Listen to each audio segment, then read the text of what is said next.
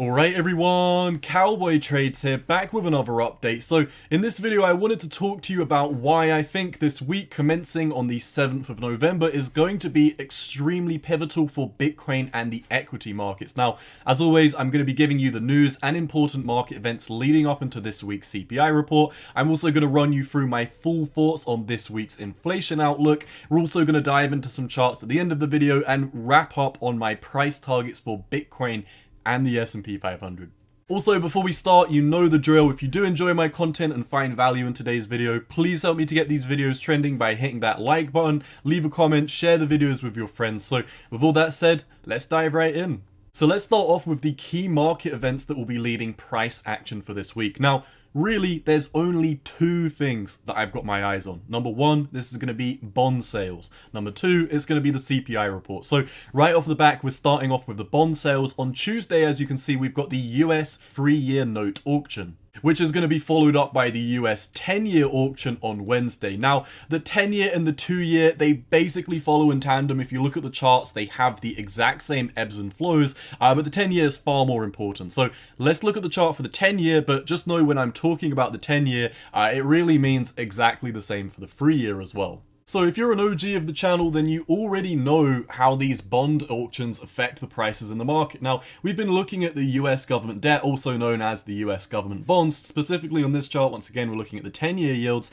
And if we go back, you can really see, month over month after month, the US bonds, they're becoming increasingly more profitable. And what I've done here over on this chart, if I hide the S&P 500 for just 1 second, we're purely looking at the US 10-year bonds with this. Now, I have overlaid these vertical bars, and what these vertical bars represent is the bond auction. So as you can see, we had positive bond auctions followed by positive, and I'm assuming this is going to be positive as well, but once again, this is the upcoming bond auction. So you can really see how these bond auctions move the price of bonds. And how do the price of bonds affect the rest of the markets? Well, this is where we're going to overlay the SPX, S&P 500. So, we're looking at the stock markets, equity markets, whatever you want to call them. So with this, you can see positive bond auction went up. People are willing to pay higher valuations for them, and as you can see, this basically correlated on the exact same week. A few days later, the top in the S&P 500 before we started rolling to the downside. What happened after that? Well, we had another positive bond reading down here around about the 12th of September. By the way, these all run approximately between the 9th and the 12th, so this one's going to be on the 9th that we've got coming up, and as you can see over here, positive bond reading, and this was the top in the S&P 500. You can see over here there's actually a slight divergence. You can see once again, if we go back to the previous chart, we had a really positive bond auction pushing us up into new cycle highs, the highest that we were for the past 2 years or so. But then this is where it gets interesting. Bonds continued to push up, but the S&P 500 had a mini divergence from this. So when we're looking at this, if I change the color, you might be wondering, why is this following so beautifully in tandem? But then this is when we have a divergence. Well, this is really because of a news event. We've talked about this before. This was when the whole hopes of the Fed pivot came into play. There was an article by the Financial Times literally right down on this second leg to the downside. And as soon as that happened, the S&P 500 started to bounce to the upside. Now we move on to the most important event this week. On Thursday, we have the October inflation data releasing.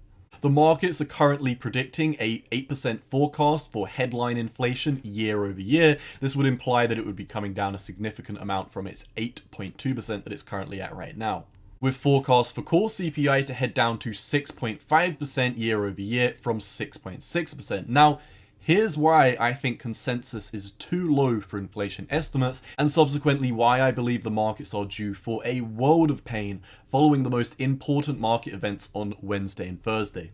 Let's firstly start this off with the data that I've been analyzing myself, and on this channel, we've been very interested in the sticky CPI. So if you haven't heard of the sticky CPI before, you might be new to the channel, warm welcome. We look at the sticky CPI. A lot of people look at flexible CPI, so headline inflation. We're really interested in sticky price CPI, and because we're looking at sticky price CPI, what we're actually looking at is we're looking at the slower moving categories of inflation. You may know this, but for example, things like food and energy, these are very quick to ebb and flow flow in different directions whenever, any little market event comes out. They're very quick to move. When we look at the sticky price CPI, we get a better overview of how inflation is actually moving. Is it still continuing to move up even though headline inflation is coming down? So for example, when we look at flexible CPI, this is predominantly why we've been coming down for the past couple of months. Food and energy has been coming down, and this is why inflation's been coming down. But if we remove the flexible CPI line and we look at sticky CPI and we look at core sticky CPI on a 12-month basis, you can see these move in tandem. These are very, very different than flexible CPI and core flexible CPI, which are very, very quick to move. So once again, sticky price CPI, we've been looking at this. I just wanted to let you know, month over month, this is continuing to push up, and this is one of the reasons why I personally believe, and why I've been saying on the channel, preaching for a while, that inflation has not topped out. We've been looking at this for the past couple of months, and when we did look at this for the past couple of months, we did actually call inflation was going to continue to push up, and it was actually core inflation that pushed up into new highs last month. So once again, we forecasted this using sticky price CPI. So when you're making an informed prediction on inflation, you should probably consider food and energy, right? Considering that these two categories, food and energy collectively, they collectively influence approximately 22% of all consumer inflation. So how is inflation doing right now? Well, I don't think any of you need this chart to tell you that food is currently more expensive, but let's visualize it. So I want to take a generalized overview of food inflation by doing what economists normally do best, simplifying economic models. So we're going to be looking at this ADM stock. If you haven't heard of this before, this is the Archer Daniels Midlands company. If you are from the US though, you probably have heard of them. They're the largest multinational food processing company and commodities trader, and they're actually responsible for over 400 crop procurement facilities and 270 food processing plants across the globe. So once again, we're going to do what economists do best. We're going to simplify reality and pretend that this chart for ADM is our economic model for food inflation in the US. And what a surprise, when we overlay this, the US core CPI, if you're wondering where this line is, this is this yellow line right here. If I remove the EMA ribbons, it should be very, very easy to see. ADM stock is obviously these normal Japanese bars, and this line graph is the core CPI. We know core CPI is heavily dependent on food and energy, so if you're wondering why we're not using headline inflation and we're using core inflation, this is exactly why. But what do you know? It's beautifully following this chart. If we zoom back a little bit, you can really see as soon as food inflation really started to rise, this is when we started getting these parabolic moves to the upside. And, you can see that we kind of were slowly rounding up, but it wasn't until food inflation started going through the roof that we just started having these parabolic runs up very, very quickly. Food started to come down, and we started to see inflation reside for a couple of months, and then we continued pushing to the upside. Now, this is quite interesting because right now we are actually still seeing core CPI push up to new highs, but the ADM, so once again, we're looking at food inflation in the US right now. This is just about to come up and start pushing into new highs. So this might actually push up both headline and core CPI up to new highs literally this week. Other inflation items that will definitely move the core CPI and headline CPI is of course going to be gasoline futures. Now, what's very, very interesting about this is if we overlay the US CPI, you can see in the past few months, CPI has been starting to reside. If we look at gasoline and oil, this is actually when they started to come back down. So you can really highly correlate this drop in inflation, or rather this stagnation in inflation due to oil prices, gasoline futures, obviously gasoline subsequently coming down. But now, for the past couple of weeks, if we go over to the weekly time frame, they're starting to bounce back in a very strong way. If we head over to the Heikin-Ashi candles, they've started a new green uptrend. And also, just to wrap up my point on this, you can see gasoline futures come down, inflation starts to subside. Gasoline futures go back up, inflation goes back up. Gasoline futures go back down, inflation goes back down. Gasoline down, inflation stagnates. Gasoline down, inflation stagnates. So I do think when these gasoline futures and subsequently, once again, gasoline oil starts pushing back to the upside, we're going to see inflation push up again. Now, before we move on to some more interesting charts, I wanted to finish off our inflation talk today on why the Cleveland Fed is currently also expecting hotter than consensus inflation. So at this moment in time, the Cleveland Fed is predicting that headline inflation should be coming up at 8.1%. Bear in mind, consensus is 8%, so Cleveland Fed is expecting a higher than consensus headline inflation. And they're also predicting 8.6% core CPI, which is of course higher than 6.5% consensus. Now, you might be wondering specifically why we're looking at the Cleveland Fed's inflation forecast and not, another Fed from another state in the US. Well, very plain and simply, the Cleveland Fed has been the most accurate at calling for the accurate CPI numbers. So when we look at this chart is very, very simple. In blue, we have the actual CPI index on a year-over-year basis. When we come over to this orange line over here, what you see is the Cleveland Fed's inflation outlook. And these have basically been on par every single time, but the Cleveland Fed often underpredicts inflation.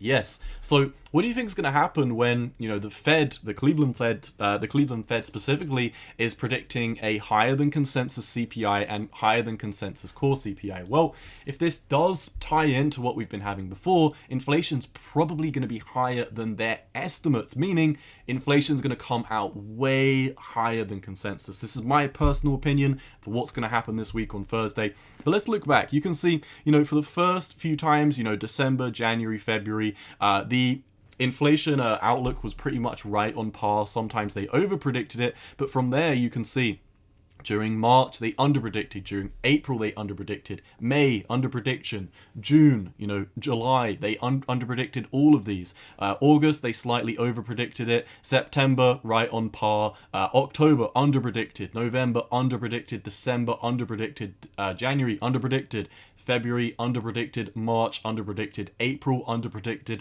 May, June, these were all underpredicted. Now, July, slightly overpredicted, over on August, literally right on par, which is what I mean, right on par in September as well. They're very good at accurately calling these CPI events, and even when they're not, they're slightly underpredicting it. So what I'm really seeing here is, my inflation outlook based on the data that I've been looking at. I think inflation is going to continue to push up, and if there's anyone's input that I very much respect in the inflation field is the Cleveland Fed. They look at a lot of inflation data and they seem to get it right. They seem to hit the nail on the head every single time. I personally like to look at this and slightly, make my estimate slightly higher than the Cleveland Fed's, simply based on, the fact that they've slightly underpredicted it each time. So once again, if the Cleveland Fed at this moment in time is predicting CPI in the month of October to come in at 8.1%, I think it could come in at 8.2%. If they think, the core CPI is going to come in at 8.6%, it might come in at 8.7%. This is kind of just what I wanted to share with you. So let's leave it there for food, gasoline, and energy, basically things that will massively affect the incoming CPI report. I did take a deep dive into energy prices earlier, and it is moving extremely similarly to food. If you do want me to cover energy and food inflation more often in the future, then let me know down below. But, once again, I've gotten all the information across that I needed to in that regard. So let's wrap up this video on what's coming next for Bitcoin and the equity markets. Now, first of all, you might be wondering on the daily time frame, what on earth happened on Friday that caused Bitcoin to push up, the equity markets to push up, and the dollar to nuke 2% in a single day? Well, this was all tied to the hopes of China reverting from its zero fufu policies. And I say this was hopes, this was literally just a market rumor that was circulating on Friday. But if you didn't know, basically China still has some very, very strict fufu rules, including lockdowns and quarantine still being in effect. So, as you can imagine, the markets were very, very happy to hear about this news. However, it was debunked yesterday by Hugh Zhang from the National Health Commission Disease Prevention and Control Bureau. But yeah, it's not my place to comment on these laws. I'm no politician. I'm an economist, and my job is to tell you how these will affect the markets. So how did this affect the market? Well, once again, equities pumped and the dollar dumped. And as you can see over here, the dollar dropped tremendously against the Chinese yuan. How do you think these markets are going to react on Monday when they start pricing in the fact that China will not be reverting from its strict fufu policies? Well, in my opinion, based on what we've been talking about, reaction to the no fufu pivot on Monday, we've got a 3-year bond sale on Tuesday, 10-year bond sale on Wednesday, and inflation numbers coming out on Thursday. Ladies and gentlemen, I think this is going to be a huge week for the dollar and equity markets. And when we do look at the dollar, specifically for the dollar, once again, we're just coming back down into support after this 2% drop. After we normally have these massive landslides, they normally get bought up very, very quickly. Once the markets find out that the fufu pivot was all fufu, then once again, dollar is going to start rocketing back up against the Chinese yuan. It's going to start rocketing up the DXY against other baskets of currencies. And I've highlighted this before, but we've got super strong support at 109.36, and I don't want to spend a lot of time looking at the dollar chart because it's just so obvious. I mean, you can look at this and you can see, we had resistance over here, we had resistance here, we flipped it as support, we back tested it, we continued to go up, we broke down, we retested it as support, we came back up, we never saw that level again. We came up to the next resistance box. We got rejected, broke down, but then when we pumped back above it, we came back down to it, flipped it as support. Then we found another area of resistance. Once we got back above it, what did we do? We came back down, flipped it as support. Then we broke out, back up again, found more resistance that we managed to break through. What happened after we broke through it? We came back down and back tested it as support. What happened after then? We found new resistance at 109.4. We broke above it. What did we do then? Well, it's what we're doing now. We're coming back down to support, ladies and gentlemen. We're not even touching the weekly EMA ribbons. It's ridiculous that anyone could be bearish while we're miles above the weekly EMA ribbons. It doesn't make any sense to me. On the daily time frame, we're literally still sitting very, very cozy in the long-term moving average. From a couple of days ago, we're making higher highs. From a couple of weeks ago, we're making higher highs. And there's still, higher lows, higher highs all across the board for the DXY. I'm really not worried on this. I think we're going to go all the way up to 121. If you're wondering why 121, let's zoom out. This is the 2001 DXY highs. This is why I've got a magnet here. Very self-explanatory. We've got a bump and bump pattern, which is basically like a bump and run, but we haven't started the run yet. You've got a trend line that we were, holding on. And if we were still on this trend line, we would be round about 101. But what we did is we had a bump, we created a new trend line and we haven't even come back down to this trend line. So, every couple of months or so, we're just making a more aggressive trend line to the upside. We're not touching the trend line. We're not touching the long-term moving averages on the daily EMA ribbons. We're not even touching the short-term moving averages on the weekly EMA ribbons. So this whole notion that the DXY is topped is bogus. In my opinion, we're going to start rocketing up next week. Well, really this week. So how will this affect the government bond market? Well, basically every single time we've been having these positive bond auctions, we push up into new highs. So I don't want to do a bunch of TA on this, higher lows, higher highs. The bond market, specifically the US 10-year yields, they're going to be pushing up into new highs next week, if not next week, within the next few weeks. If we come over to the S&P 500, we're beautifully still following this 2008 SPX fractal. Once again, this fractal was telling us that we were going to have this rally based on a positive October earnings season, and it's now telling us that we have topped out. Literally, it said this week is the week that we top out, as you can see here. We should be trading sideways, chopping for a bit, coming back up, making a lower high, and then nuking into round about November, December. Well, late November, December, which is, if you remember, what I've been predicting for a couple of months now on this channel. If we also head over to a clean S&P 500 chart, I do want to highlight, if we do zoom out, it's kind of hard to see. You can really only see these on the 4-hour time frame, but we had a gap over on this Friday down at 3,500, and we rocketed down to fill this gap. Now, we do have another gap still in play, and it is all the way down here is the gap that we made. All the way down here. So I'll zoom in so you can actually see these are gaps. You can see gap here, broke up, didn't quite fill the gap. So this still needs, this got filled at a later date. Ignore me. The green one is already filled at 3,500. What I meant to say is down here is another gap at 3,195. We tried to come down and fill this a few times. We never actually came down to the gap. So this is the next area to keep your eyes on, 3,196. I'm by no way, shape or form saying that we're going to be here in the next few days. I do think this is going to take a while. This is a macro price target. I don't even think we're going to be here after this bearish news that's coming out this week, but within the next few weeks I see the S&P 500 coming down about another 15%.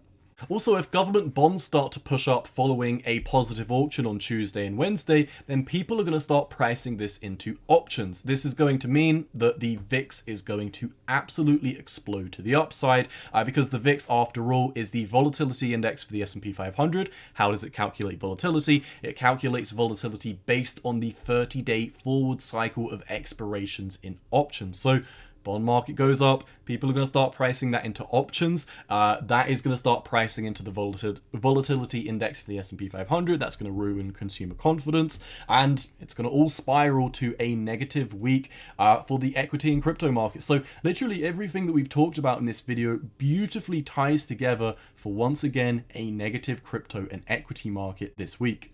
So wrapping up today's video, now we know all about the fundamentals, market events, and economic data coming this week. We've also got a plethora of knowledge on the categories of inflation which will likely push CPI up into this week. So now's for the fun part. How does this affect Bitcoin? What's the next price target for Bitcoin to keep your eyes on? And what is my current trading plan to navigate these markets? Let's look at the whale shadows and see if there's been any interesting and large outflows. So coming over to the 5 and 7 year, you can actually see, very interestingly, we actually had a ton of Bitcoin outflow in the past week or so. Coming over to the 4 to 5 year wallets, I'm going to refresh this because it looks like there's been quite a few outflows. 4 to 5 years, 5 years, 7 year to 9 year, and 10 year. Let's look at all the outflows that could have potentially happened in the past week. So let's see. Pink wallet, 7 to 9 years, about 600 Bitcoin has outflowed in the past few days. Before then, 5 to 7 year wallets outflowed 1,000 Bitcoin on November the 3rd, 1,000 Bitcoin the day before that, 1,400 Bitcoin the day before that. And you can also see some 4 to 5 year wallets outflowing huge amounts of Bitcoin at the end of this month. So it looks like, whale shadows are moving up. So people with large amounts of liquidity are currently starting to sell a little bit. And this would be worrying if you're a bull, because if you do look at the whale shadows, specifically 7 to 9 and 10 year ones, you can see they're currently having outflows. And normally, when these start to spike, they correlate to tops in the price action. So whales start to sell, and that massively pushes price to the downside. So you can see whales sold at the top, whales sold here before the pandemic crash. You can see whales had these massive outflows literally right at this top over here. Then we had another massive outflow around about 47,000. We had another massive outflow around about 22,000. And we're having more outflows at this moment in time. Now let's wrap up the video on my Bitcoin TA and my current trading plan on how I'm navigating these markets coming into next week. So I'm going to show you really 3 charts. They're going to be super simple because what's going on is very plain and simple. You don't need a million moving averages. We don't need, a million indicators all over the screen. It's super simple. Right now, most of the indicators are starting to top out. We're going to look at the MFI in a second. Let's look at the stock RSI. Stock RSI is turning up to 90 right now. When was the last time that we were in these ranges? Well, we fired at 90 when we were literally at the 69,000 all-time high. The next time we fired up to 87, which is, by the way, lower than we're at right now. We're more overextended right now than we were when we were at 48,000. So 69,000 overextension, 48,000 overextension, and what we're running up to right now, while we're residing at this 21,200 region, the stock RSI is absolutely overextended, and subsequently it's probably going to do what it does before, like the stock RSI always does, come down to this 0/1 region, and this next meltdown is, in my opinion, going to correlate to the final breakdown for Bitcoin. I want to emphasize that I'm not a perma bear. I've been bearish, for months and months now, since we were at much higher price targets. And I've been talking about on my channel how I strongly believe that we have the one final capitulation coming. I believe we're going to melt down to, 16K, 14K. That is when I'm going to switch bullish. People over on YouTube, they were saying at 48K, at 69K that we were going to go to 100K.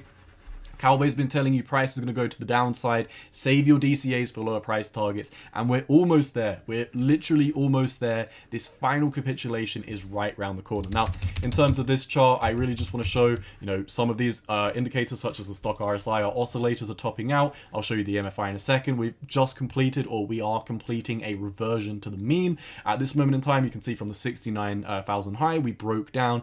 We had a brutal breakdown, so we reverted back into the EMA ribbons. We then had a brutal breakdown, and we reverted almost back into the EMA ribbons. We then had a brutal breakdown, and once again, we're reverting back to the EMA ribbons. This is also called a reversion to the mean. The EMA ribbons are kind of acting as our average price. This is the mean price, and we're reverting to the mean before heading back down to lower levels. So looking at this chart, whether you're looking at the volume profiles to the left side of things, I do think there's an argument to be made as well that we couldn't push down because we didn't have enough volume or open interest to come down to 14k yet. The markets weren't ready. Maybe we needed this CPI, maybe we needed this month's CPI report to finally push us down. What I do know is that we needed to grab more liquidity for that next move to the downside, and we're in these uppermost volume profiles right now, so it's probably about time that we start heading to the downside. Now, if we look at the MFI, you can look at the last couple of times.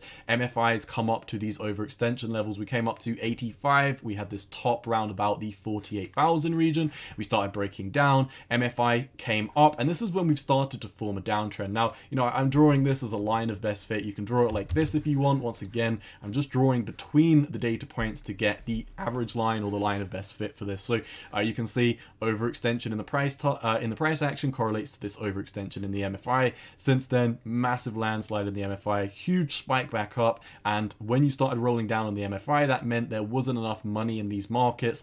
There was an overextension of volume at that moment in time, and we needed to come back down to lower price targets. So you can see from here, you've got highs, you've got lower highs, you've got lower highs, and you've got lower highs. When we come over to the MFI, you can see liquidity is draining from these markets. This is what the MFI signifies. This is like the RSI, but the volume weighted RSI. We take into consideration the volume in the markets, and with this, we're making lower highs. We're coming into this trend line. We're making lower highs from here and here and here.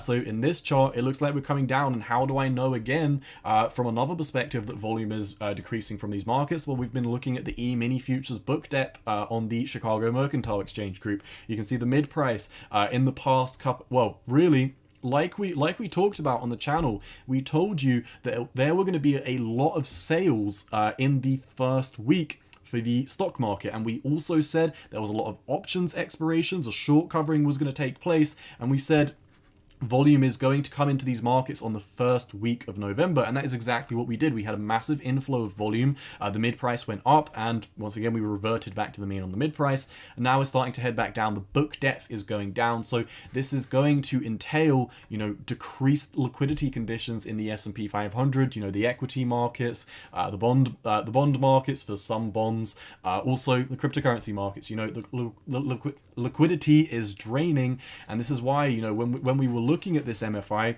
we're coming up to these levels and we're starting to turn around again because we don't have the liquidity to support a further push to the upside. Now, wrapping up the video on my final chart.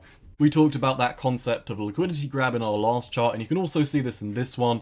We've got a slightly different set of volume profiles on here. We're really looking at the immediate short term, and you can see, we clearly didn't have enough volume profiles built down to push down into lower price targets. We couldn't rocket down to 14k. We hadn't built up enough of a big range. We didn't have enough liquidity to push down. So what do? We pushed back up. We grabbed liquidity from this volume profile, and now it looks like this is where we're going to be starting to get stuck at. You can also see your 0.5 Fibonacci coming in at 21,800. Now, I really don't think price action has too much more to head to the upside. However, I did say in my past couple of videos that I do hope that we do push up to 22,000, so I can open a new short with higher leverage from a higher position. I'm still in my previous 5x trade from 20,200. My stop loss or liquidation doesn't come into play until 24,250. So really from this level down here, I'm absolutely sitting peachy. And once again, I mean, if you go back to my previous videos, you would have heard word for word me say, I hope we push up to 20,000 so I can DCA more aggressively into more shorts. I really do hope that we push up to 22,000 and I can put in that 10x short. If we push up to 21.8, I will be putting in a 10x short. If we push up to 22,000, I'll be putting in another 10x short. So right now, I'm really getting prepared for this week of upcoming volatility. We've got tons of things to keep your eyes on. Keep your eyes on the auctions on Tuesday, but more importantly, the 10-year auction on Wednesday, and of course the CPI numbers coming out on Thursday. These are going to dramatically move the market. So you know my trading plan. If you want to know where my take profit is, it is down here at 19,000. So I'm just sitting on the sidelines, trading this range by range, waiting for us to finally break down into new lows. I'm not 100% sure if I'm actually too interested in shorting from a breakdown of 19,000. When we do start breaking down, or specifically when we start breaking beneath the 17,600 lows, I'm going to be making videos talking about my interest picking up in DCAing, and you're going to start seeing me switch more bullish as we come down to 17, 16. I won't be thinking about shorting at these lower levels. I'll be thinking about accumulation. So I'll be letting you know how that plays out. Once again, everything wrapped up. I think this is going to be a brutal week for the cryptocurrency markets, equity markets. I think we've got to come down to further levels. As we come down to further levels, I'm going to be focusing more on DCAing these accumulation zones at cheap prices, as opposed to the YouTubers who told you to buy dip after dip after dip after dip. You might be wondering, or you might be thinking, if you've been following that strategy, you've got no more money as we actually finally come down for the last capitulation. This is what I've been warning about, but nonetheless, hopefully a lot of you have been on the sidelines with myself since much higher price targets. As we come down into new lows, once again, you know my trading plan. I'm buying at 17, 16, 15, 14. I'm buying all the way down to zero. That's how confident I am in Bitcoin. I don't think we go down to zero though, of course. But nonetheless, cowboys, that's all I've got for you today. If you do have any questions, feel free to leave them down below. I am starting to get tons of questions, tons of comments, messages on my socials, messages on Discord. So it is hard to get back to all of you. I really do appreciate all the comments that you do leave. But nonetheless, I'll try to get back to the most important comments. If you do ask me a comment for something that I've answered in this video, I'll probably glaze over it. So make sure you pay attention to the videos and things I've already mentioned on this channel. But for today, cowboys, that's all I've got. Cowboy out. Peace.